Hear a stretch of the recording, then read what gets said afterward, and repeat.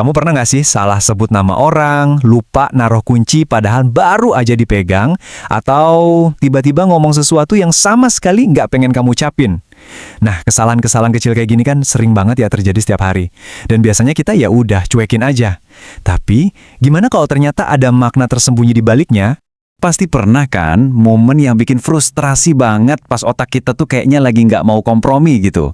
Pengalaman universal inilah yang jadi titik awal kita hari ini. Daripada bingung-bingung, ayo langsung kita bahas di Ataraxia Psyche. Hai, sebelumnya jangan lupa untuk klik like, comment, and subscribe ya, agar kamu nggak ketinggalan edukasi penting dari Ataraxia Psyche. Oke, kita mulai ya. Kita sebut aja momen-momen ini sebagai gangguan sehari-hari, semacam glitch kecil di sistem kita yang sering banget kita anggap sepele. Biasanya sih kita cuma ketawa aja terus lupa. Tapi ada seorang pemikir hebat yang mengubah total cara kita melihat kesalahan-kesalahan ini. Menurut dia, itu semua bukan kejadian acak loh, tapi sebuah pesan dari bagian pikiran kita yang paling tersembunyi. Nah, disinilah kita kenalan sama sang detektif pikiran, Sigmund Freud. Dia nggak ngelihat kesalahan-kesalahan itu sebagai error, tapi justru sebagai petunjuk. Yuk kita lihat gimana cara dia menginvestigasi gangguan-gangguan kecil dalam hidup kita ini.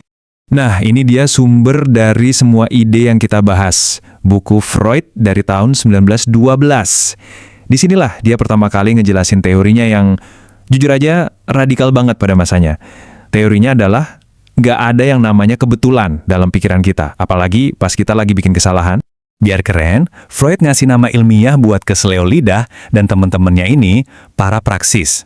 Ini tuh kayak istilah payung buat semua kesalahan kecil yang kita buat, yang menurut dia sebenarnya adalah jendela yang ngasih kita intipan ke alam bawah sadar kita. Jadi poin utamanya simple. Kamu lupa nama teman, salah ketik email, atau nggak sengaja jatuhin gelas. Menurut Freud, semua ini terjadi karena sebuah alasan.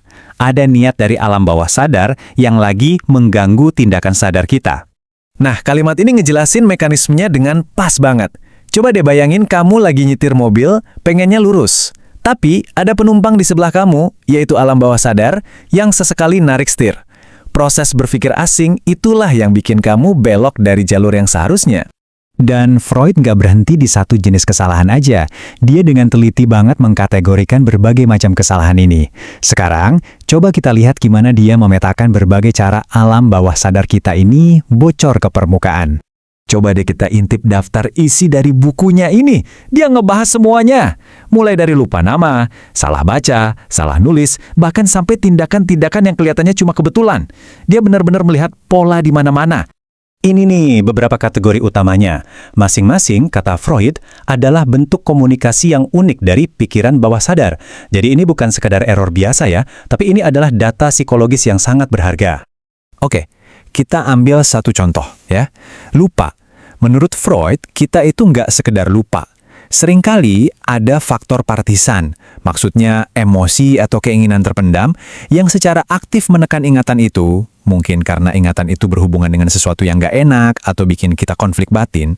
Oke, terus apa gunanya semua ini buat kita sekarang?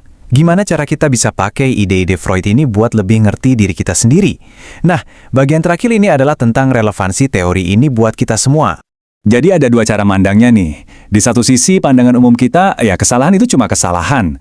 Gangguan otak acak yang nggak ada artinya.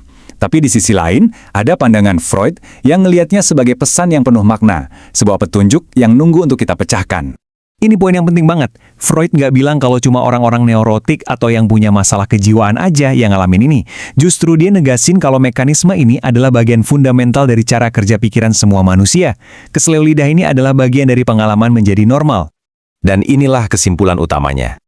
Kesalahan-kesalahan kecil kita itu sebenarnya adalah jendela ke pikiran, perasaan, dan keinginan yang udah kita coba pendam dalam-dalam. Itu adalah gema dari materi yang ditekan yang ikut membentuk siapa diri kita. Jadi, lain kali kamu salah ngomong atau lupa sesuatu yang harusnya kamu ingat, coba deh berhenti sejenak. Daripada langsung diabaikan, coba tanya ke diri sendiri, apa ya jangan-jangan ada makna tersembunyi di sini? Apa ya yang mungkin lagi coba diungkapin sama alam bawah sadar aku? Jawabannya mungkin bakal mengejutkan kamu. Thank you for watching this video. Come back tomorrow to Ataraxia Psyche.